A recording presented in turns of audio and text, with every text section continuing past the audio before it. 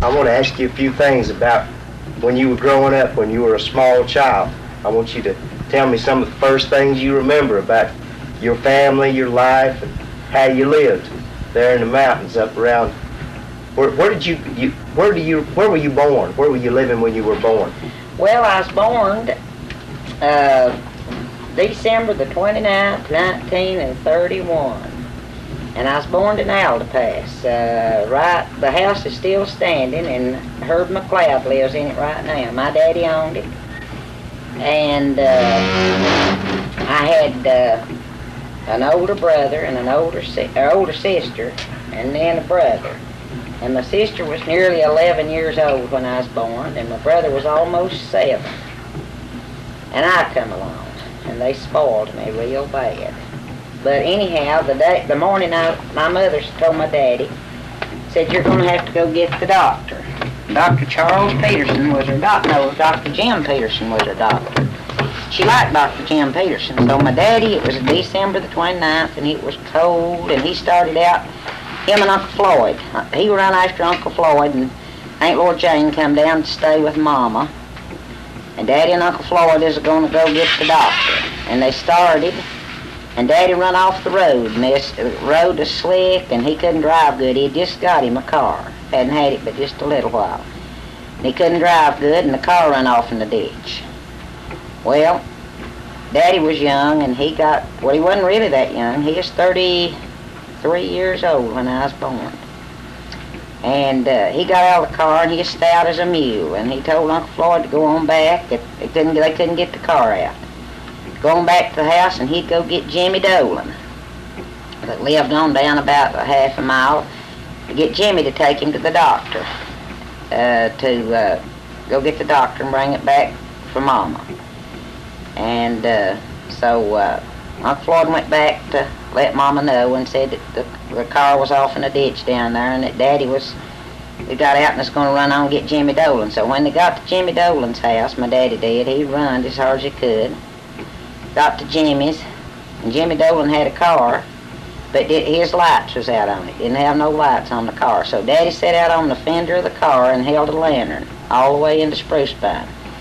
When they got there, Dr. Jim Peterson wasn't there. They couldn't find him. He'd gone to somebody else's house to deliver a baby or something, but Dr. Lambert was there.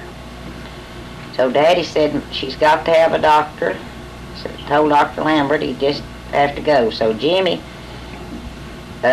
stayed down there to get his lights fixed. He told Daddy he'd just stay, and Daddy rode back with Dr. Lambert. Come on to the house, and when Mama seen Dr. Lambert walk in the door, she said she was so mad she couldn't stand it. She said, he went into the kitchen to wash his hands, and she said, "What did you bring that thing for?" Daddy said, "I couldn't find Dr. Jim, I had to bring Dr. Lambert." Well, up in the morning, I was born. And then, of course, I don't remember that. And the first thing I remember, that I can remember distinctly, Mom and Daddy went somewhere, left Georgie there with me, and she decided my toenails and my fingernails was too long. And this is about the first thing I can remember, and she cut my fingernails and the toenails. And I cried all the time she was cutting them, and I guess I must have jerked my hands and my toes or something. But when Mama got back, I remember she was about to whip Georgie, because she'd cut my fingernails and my toenails into the quick. And some of them was bleeding a little bit. She said, "I ought to whip you. You have hurt that young, and no wonder she's a crying." How old was Georgie then? She was about 12 years old at that time, I guess, or 13. She was probably 13, I was about 2. That's the first thing I can remember. We still lived at the house there. And then when Blake was born, I didn't like him. I was 4 years old, almost. He was born in August, and I'd have been 4 in December, and I didn't like him. I didn't like him a bit because I'd always eat on my daddy's lap and eat out of my daddy's plate. When Blake was born, Daddy said, "You're a big girl now. You cannot eat on my lap no more. You're going to have to eat in your own chair. We got another baby now." And that baby mad. And I found me a rubber band, and I slipped it over his head around his neck. Mama said I tried to kill him, but I don't think I knew what I was doing. I thought I was making him a necklace, I reckon. And she seen that the baby is acting funny, and she got to looking around, and there's that rubber band around his neck. And I remember her quarreling at me there, and that's before we moved to the orchard. And then the next thing I remember was a pulling up. Did she spank you? Yeah, she spanked the fire out of me. She whipped me about 14 times a day, because I was mean, I reckon. And the next thing I remember was that we're pulling into that old packing house at the orchard. And Mama said, I can remember it. I thought, oh no, it had big old lofts up in it, and I thought, oh, where they kept boxes stacked, and there's apples underneath it, back in that shed, and I said, thought to myself, I can remember thinking, good gracious, surely we don't have to live here. And I said, Mama, is this where we have to live? And she said, yeah, isn't this nice? I said, right up there could be your bedroom. And I thought, well, I want to go back home. And then I remember us walking out and seeing that big old house up there. And she said, there's where we're living. We went in and I thought that was the biggest house and the biggest room I ever seen in my life. And then I started to school that fall. That was in February. And the next fall I started to school. And I'd listened to everything Olin said, and he tried to make me learn. I was too stubborn to learn much, but I'd learned to read pretty good. And I started to school, I guess, in September, and I would have been 7. No, I would have been 6 to come in December. And I went to what we called, I guess it was a kindergarten. And no, wait a minute. Primer. It's called a primer, but I didn't start school. I started to school. Anyhow, I went part of that year. I don't think I started the spring of the year, and a Miss Rose was a teacher, and she told Olin to bring me to school. And so I went to school half a year. And the next year I started in the 1st grade. And there's 3 of us in the 1st grade.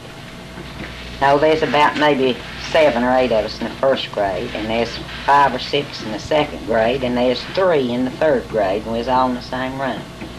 There's 2 big old rooms, but we just used one of them that year. That was the last year they had school at Alta's. And in the middle of it was a lunchroom, and had a big old pot-bellied stove. And some of the 3rd grade boys would build us the fire, and then we'd have our reading classes, and Miss Rose would get the 3rd grade to doing their work, and then she'd get the 2nd grade to doing work, and then she'd come and listen to the 1st grade read. And I remember Bernice was my first cousin, and Clifford Biddix, he lived in the orchard too. We walked to school together. And I was in the 1st, all 3 of us was within a month of being the same age, and every one of us could read. And she'd get us to reading, and then helping the other 1st graders. She'd say, you tell them what the word is. And we'd read, and so anyhow, one evening me and Clifford decided that Carter Sullins drove a school bus, and we decided we'd carry rocks so the school bus couldn't get by. And we carried rocks waiting on the school bus to come from Spruce Pine. We built a great big barricade across the road there. And the one that cooked in the lunchroom was Lori. She was Lori Stiles Ann, and she was courting Carter Sullins. And she kept saying, if you children don't get them roads out of the road, I'll tell Miss Rose on you tomorrow. We carried them right on. And so when poor old Carter pulled up there, he was just a young man then, he had to get out and move all the rocks out of the road, because we wouldn't do it. Miss Lori kept trying to get us to, and we wouldn't do it. And so the next morning, Lori told Miss Rose on us, and she spanked me and Clifford both. That was the first whipping I got in school. And I was afraid to tell Mom and Daddy. I was mad and crying, but I was afraid to tell them, because they told me if I got a whipping in school, they'd give me another when I got home. And me and Clifford used to walk through the tunnel, and we'd wait till we knew the train was coming so we could get caught in the tunnel with the train. We liked to walk that way so the train would come. We'd stand up against the tunnel as close as we could. And Mama never did know it, or she'd have had a heart attack, I guess. And then we'd walk on home. We had to walk about 2.5 miles of the morning and the evening. Then I remember one time, Mom and Daddy sent us to school. We never missed a day. Olin went every year except one without missing a day, and I went 7 years out of 12 without missing a day. But we walked across the tunnel most of the time, and we walked that morning. And I remember it was so cold, and they didn't scrape the road. They'd scraped the main roads, but they wasn't scraped there. And sometimes I'd sink in the snow up to my waist, and Olin would have to reach in and pull me out of the snow and set me where it wasn't where they'd drift. It'd drift through that orchard. We started across the mountain right where the cemetery is, where Mom and Daddy's, my grandparents is buried and everything. Started down through there, and it was just a natural tunnel, and I was crying. I was so cold. And Olin had, Clifford and Frank didn't go that morning, and Olin would take snow and flip it in my face to keep me from crying. And then I remember I was in the 2nd grade, and I let the school bus leave me. And Olin, if he hadn't got off the school bus and come back, somebody would have brought me home. But he come back, and he and I walked all the way from Spruce Pine to the Holston Apple Orchard, which was about 10 miles. And we got in, it was black dark, and as we was coming up the road, Olin broke a switch, and he took it to Mama to whip me. And I was just about killed. I'd walked about 10 miles. And she said, "Why, son, surely you ain't want me to whip that young'un." And it's walked, I was just in the 2nd grade, and it's walked 10 miles from school. Said, "Why, she's about dead now." But anyhow, Daddy, Mama had supper. I mean, she had a little big old wood stove and warm supper, and we eat. And I remember just falling asleep. I think they must have carried me to bed. Got up the next morning, went right back to school again. We had to leave the house at 5 o'clock to be able to catch the bus to Alta Pass. It was a little better than 2 miles, and we'd get up at 5 o'clock and eat, catch the bus at 7 o'clock and ride 5 miles to Spruce Pine. They didn't have heaters on the buses back then. And I'd get on the bus cold and get to Spruce Pine, and the heaters, they had them big old heaters, it was steam heaters. You'd stand against them a little while, and then you'd have to go back to your seat and stay cold all day. I stayed cold and start back home, and my feet still cold. Get back How home. did they defrost the windows, keep your ice off them? They'd Get out, they'd stop and scrape them.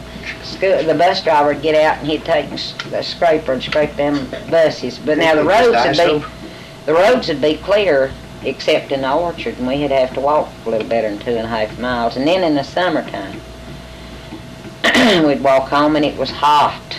And once in a while, Daddy'd come and pick us up. And after Gail and Merle started school, he'd come pick us up after Gail started school, he'd come pick us up every evening, because she's crippled with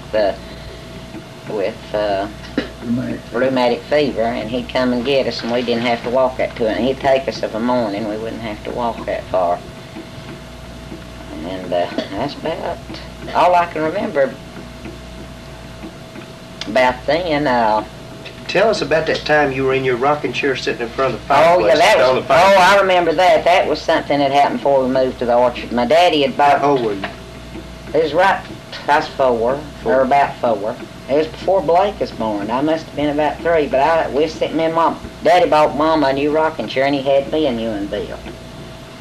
And I was sitting in front of that, and Mama was sitting there sewing. She was hemming some clothes for George or something. And I was looking at that fire, and I thought, I reckon I must have been about half asleep, and I thought there's the prettiest horse. Oh, it was just the prettiest little old, not a real horse, but it looked like the prettiest play horse. And I thought, I want that horse to play with. And I just reached to get it and went right in the fireplace. And I remember that part of it, that I thought it was a horse. And then I don't remember crying or anything, but my hands was burnt real bad, and my face was burnt. And Mama said she carried me till Daddy got there. I don't remember anything except falling in the fireplace, and after that I don't remember it till Daddy was carrying me. And Daddy walked about a mile and carried me to this black lady's house, and her name was Paul Lucas. And I was scared to death of her. And she took my hands and started going all over him, going, ooh, blowing. She wasn't a blowing, she was a drawing the fire out. And she'd blow and go, ooh, I can remember her making that noise. And on my face too. And come back home, and in a day or two, Mama said my hands was completely better. Well, was this woman, was she a witch or something? They claim she's a witch, but Daddy said we'll take her. Mama said, always said, Daddy said we'll take her to Paul Lucas. And she said if he hadn't, that my hands would have been scarred, because she said that fire went out of them. I went to sleep and slept all the way. Daddy carried me all the way back home, and I slept all the way back home and all night. And she said in a day or two my hands was healed, and it didn't even leave no scar. Never did notice no scars on my hands from that burn. But that was before Blake was born. Let's see. Isn't that strange, that you burned her so bad she just was out, doesn't remember anything? I didn't remember anything except I can remember Daddy carrying me up the road and me a-crying, and he'd say, honey, don't cry. And then I can remember just as plain that black woman. She was half Indian and half Negro. Her mother was one of her parents was an Indian and one of them was a Negro. And I can remember her leaning over and me a-crying. I was scared of her more than I was hurting, seems like. And she blowed the fire, or sucked the fire out of my hand. How did your father know to take her there? He had heard of her doing it for other people. And let's see. That happened before we moved to the orchard. But anyhow, we lived in the orchard and lived there till your daddy and I were married the rest of the time. And I always liked the orchard pretty good. My mother never did like it. It was a lonely place to her because we didn't have no neighbors really except the Biddicks, his Mose Biddicks and his children. And he had 5 boys. And I played with boys. I never knew what it was to play with girls and never did much like girls. Never did like to play with them. And much, because I played with boys all my life. Hale and Merle come along and they played together, and they was too much younger than me, and Georgie is too much older than me. And we lived pretty good in the orchard in the summertime. In the wintertime it was pretty rough walking to school. In the summertime it was about the greatest place in the world to live. And Mama canned, and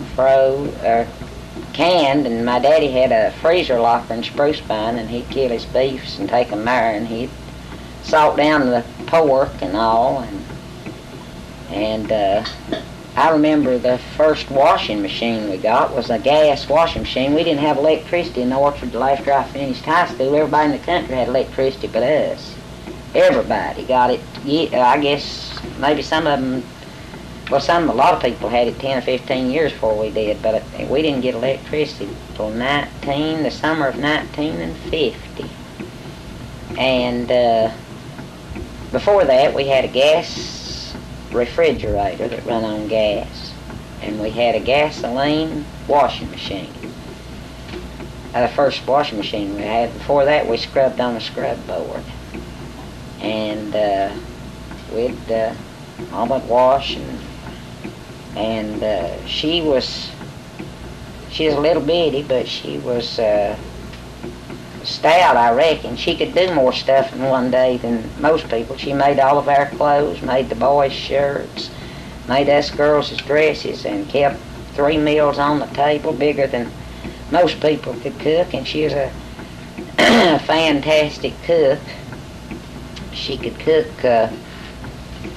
just about everything, and then of an evening she'd play with us kids. She'd play games. We didn't have television, or we had radio, but none of us didn't care about listening to it. We'd rather hear Mama tell stories about things that she had done, and she would play games looking or glancing at something and then saying, trying to get people to guess what it was, but telling what color it was, or something like that, guessing games, and play old rook and play checkers, and she'd beat every one of us. Anything that she played, she usually beat the rest of us. And she was a happy-go-lucky person. How about your father? Did he play with you? No, he read. He was a great reader.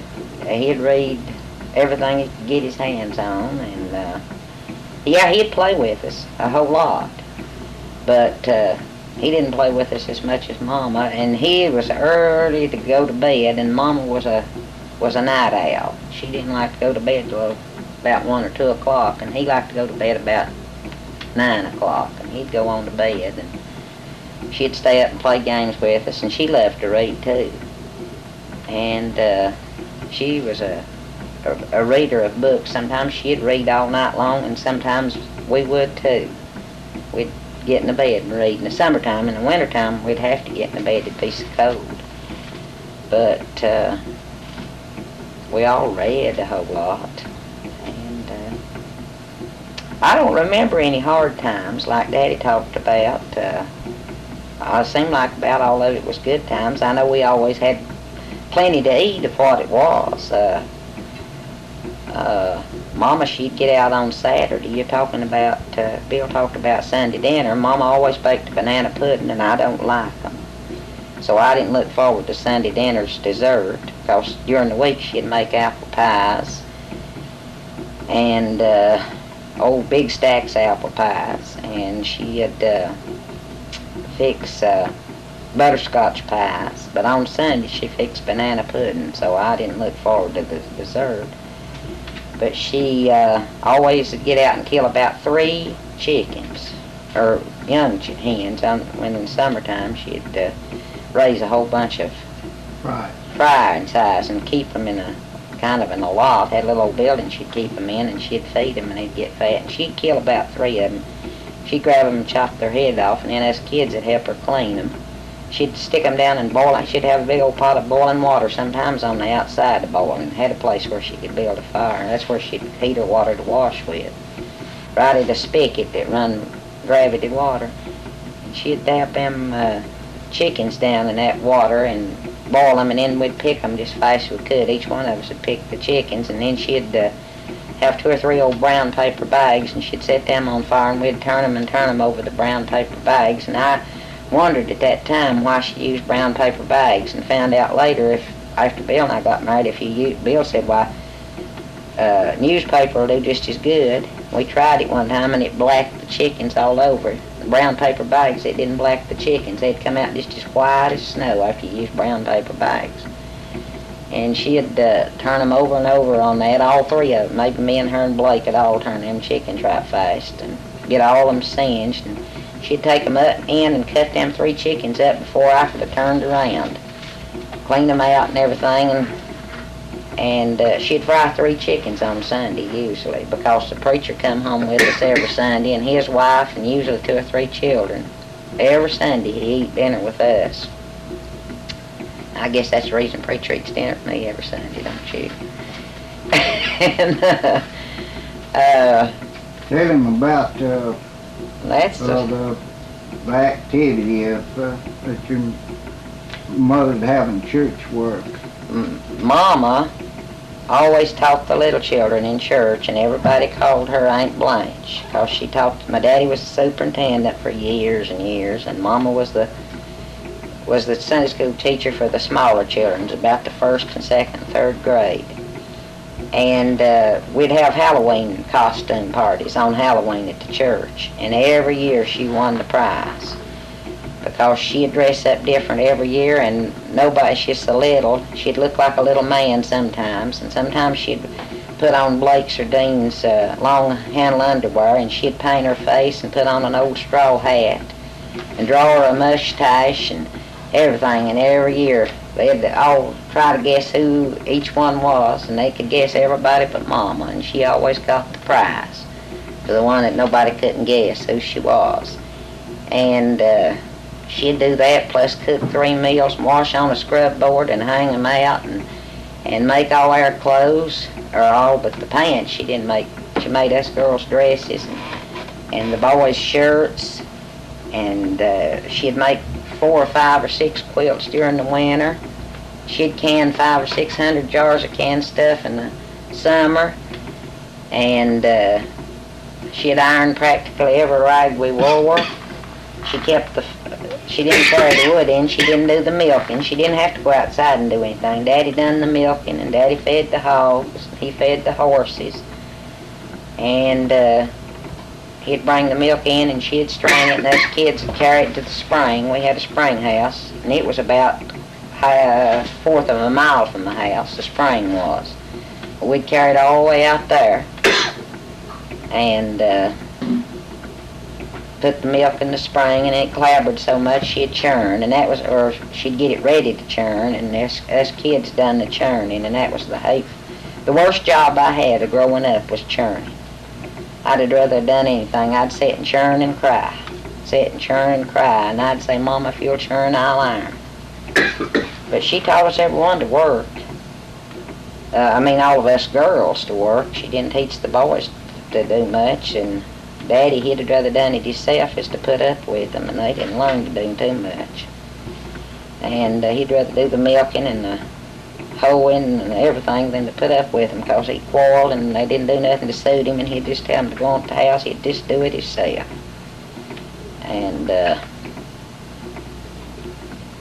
I can't, like I said, I can't remember anything except happy times, really.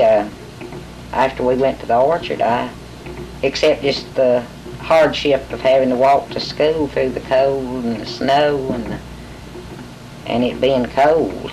I can remember the coldness more than I can remember about anything. In the summertime, we got out and picked blackberries and strawberries, and we picked apples in the fall, and we had a basement, and Daddy would put them back in the basement, and we'd have apples on up for maybe from April and May of the next year. And at Christmas, the Yankees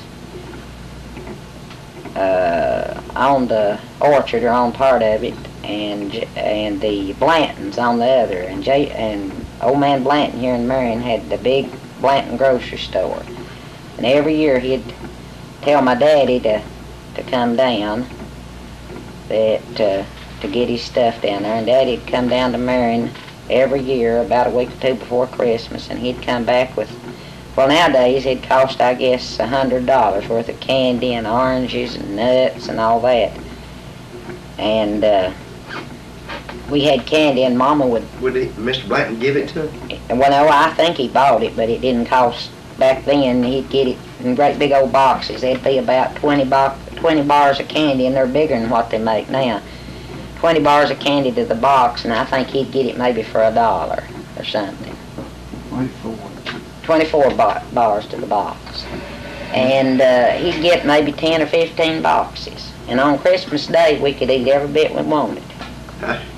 And Mama'd get up every Christmas morning and fry oysters.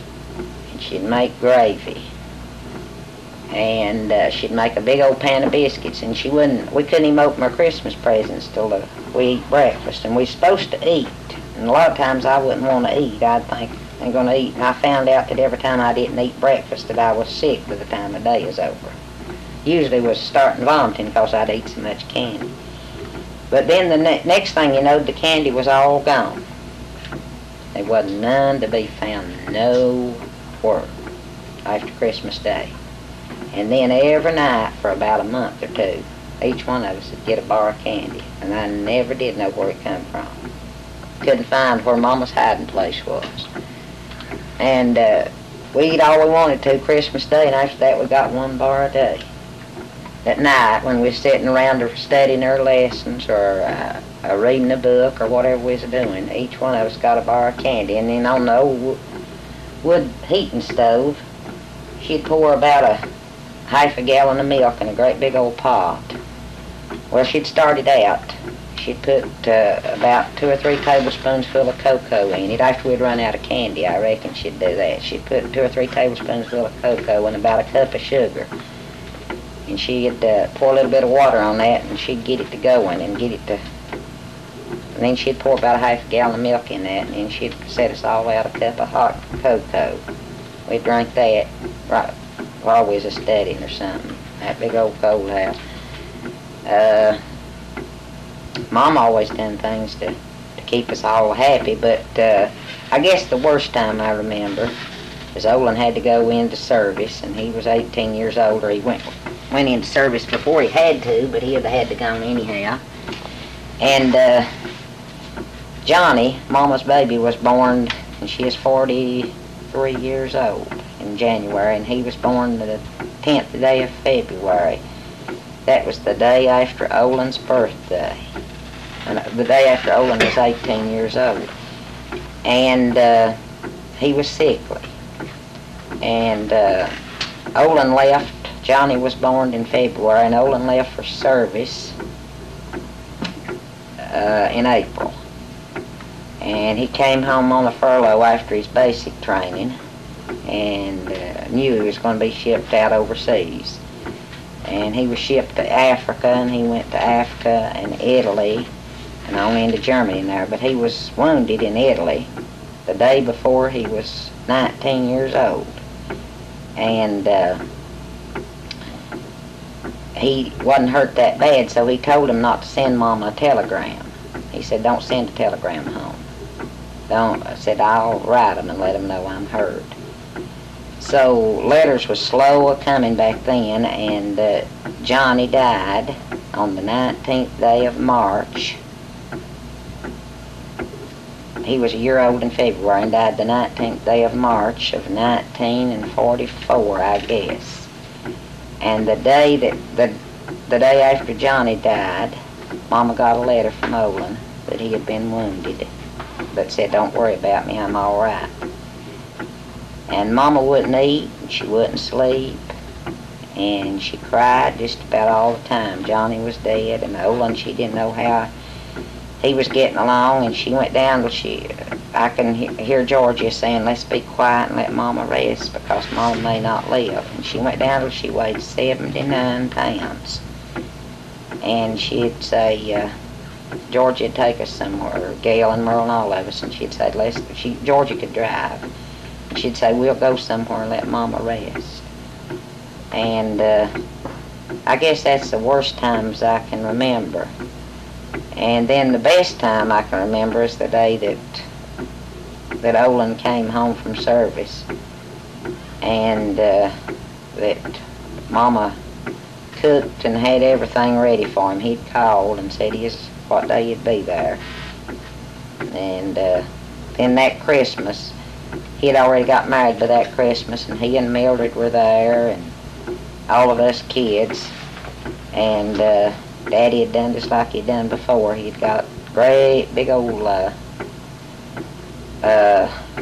and put it at the back of the fireplace. Had a big old living room. We never used it in the wintertime except on Christmas. And he put a log in there. That fireplace was, I guess it was 6 foot wide, and 5 foot, I guess, wide, and it was about 4 foot deep. And he'd put that big old log in there and get smaller sticks of wood and everything and put it in front of it, and then he'd put little kindling and stuff under it, and then a few pieces of paper. And on Christmas morning, he'd get up and light that, and in less than an hour, that big old room be just as warm. It was about 48 feet long and about 24 foot wide. And the living room was. It's a big room, isn't it? And that fireplace was that big, about 5 foot wide, and it was a big old rock fireplace. And he'd have that living room warm. We got up in there, and I can remember Olin laughing. He'd been gone 3 Christmases, and he stood and watched Blake, Dean, and Gail, and Merle. They was just little, even then. And he and Georgia would stand and watch them open their presents, and how they'd jump around and laugh and carry on. I remember that Christmas. And he had been gone 3 years then, or 3 Christmases he had been gone. He'd been home about 2 months at that Christmas. And I don't know, that's about it, I guess. I can't remember too much. I can remember tales that they'd tell, Mom and Daddy telling tales Well, about when they grew up. Tell me a tale about when they grew up. I can remember. I can remember when Daddy. I remember my daddy saying that he'd go to court and he'd have to work. He run a store and he'd go to court Mama, and Grandma. Didn't matter what time he got there, he had to leave right on the dot at 9 o'clock. And sometimes he wouldn't get the store closed down till in time to get there till 8:30. And she'd say, all right. They'd let them sit in the sitting room, and they'd go in the bedroom or in the kitchen, or they sit in the kitchen where the cook stove was, and the rest of them would sit in there, and she'd say, 9 o'clock, all right, it's time to get in the bed, Blanche. Time to get in the bed. Daddy said he'd have to leave right then. She wouldn't let him stay a minute longer, but he said he was riding back one night and a panther followed him. And he had his flashlight, and he knew it was a panther. He could see it. And the horse was rearing on him and kneeing and everything. And he said that he kept that that lantern. He didn't have a flashlight, a lantern. Laying there, and he, I don't know, anyhow, he said the horse was scared to death. And anyhow, that panther followed him for a long, long ways. But it was afraid of fire. And he'd swing that lantern so that panther was scared of fire, would see it. And he told about coming home, and that panther followed him, and then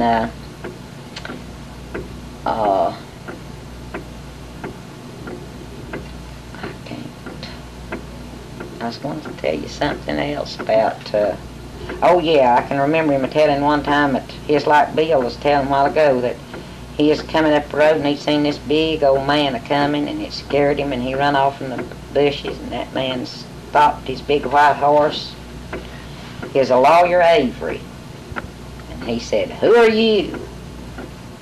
No, he said, are you Fonz's boy? He said, yes. Said, which one are you? Hollered big and loud. Daddy said he was scared. He said he was scared. He and say something. Said, are you Floyd? And he said, no.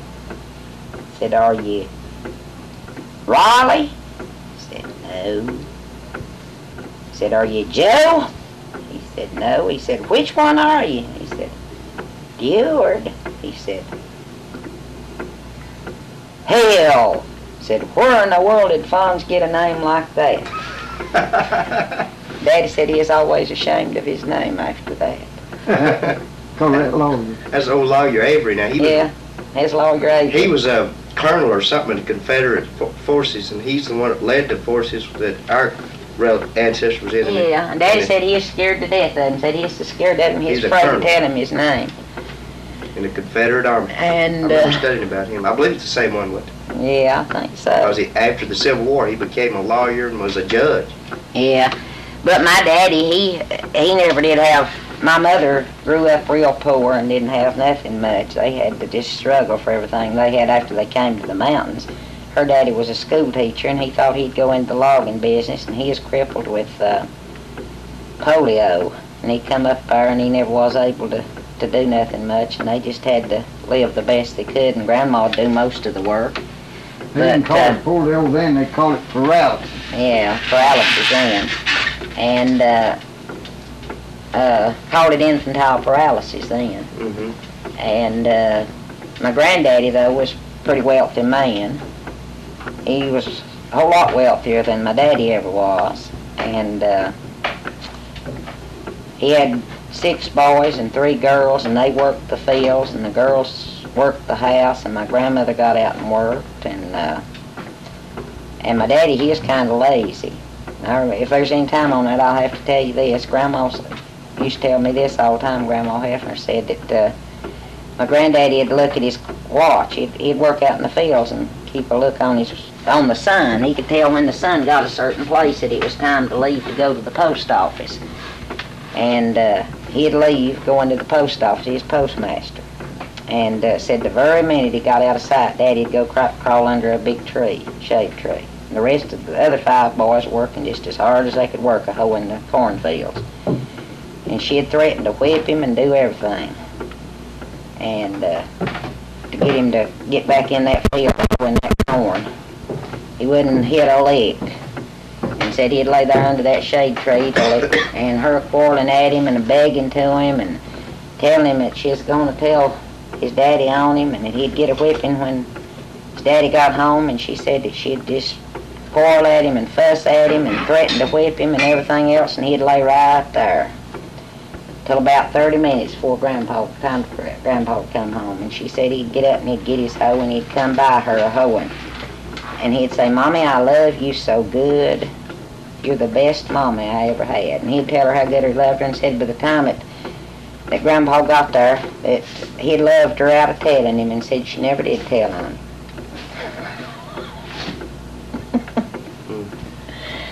Hello.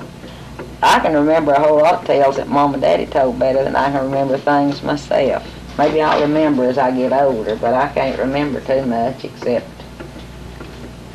Do you remember anything they told about Charlie McKinney, the old man that... My daddy wouldn't, yeah, no, I don't remember. My daddy wouldn't talk about him, and if he was living today, he wouldn't talk about him. Why didn't he like it? Ashamed of it. He was ashamed of him, and he said it was a disgrace to talk about it. And before he died, before Daddy died, that lady that wrote that book come by to get some information, and he told her that he didn't want his name in that book.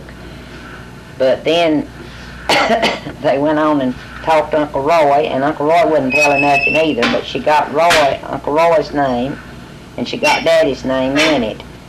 But both of them spelled, or Uncle Roy's is spelled right, but Daddy's is spelled wrong. She's got D-U-R-A-D or something in it. And Did that for spite. yeah, she probably did it for spite, but he didn't want to talk about it. He didn't want anything to do with it. But now Aunt Marg, his mother's sister, Aunt Marg was 10 or 12 years older than Grandma Hefner, and Aunt Marg talked about it because she knew her granddaddy, and she remembered the big white horse he rode, and she remembered that he would ride from house to house, and he'd come to her mother's house, or her daddy was his son, but he'd come and visit with her daddy, and her daddy was Jippin' Joe, and she remembered him real good. She remembered her granddaddy pretty good, Charlie McKinney, Aunt Marg did. And I think he died about the time that Grandma was born. And Aunt Marg was, I think, 10 years old when Grandma was born, and he died about that time, and Grandma never did remember it. But I don't remember Aunt Marg as good as Georgia does. And Georgia could probably tell you a whole lot that she said about it, but she remembered him. And then Daddy took her one time, and she took us to wherever one of the houses was all there in that orchard. We lived right there in it, but now the orchard house wasn't one of his houses, but he had built 4 houses there for his 4 different wives. Right You there remember seeing them? The springs and part of the houses. One of the chimneys was standing. When we moved, all the chimneys were standing. The houses was all fell down around them. But all 4 of the chimneys, we went to them. My daddy's took us to them. I've walked to them several times. I could pretty well go to 2 of the houses now. And I can't remember, if I could find the springs, I could go to all 4 of them.